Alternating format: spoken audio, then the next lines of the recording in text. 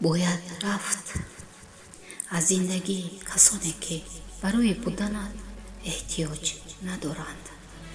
باید رفت از دنیای نفرانی که از خوب بودن تو استفاده نموده هرچی دلشان خواست در حقت روا میبینند. باید رفت از دیده کسانی که نگاهشان لبریز نفرت است. باید رفت از شهری که بوی محبت هیچ به مشام نمیرسد.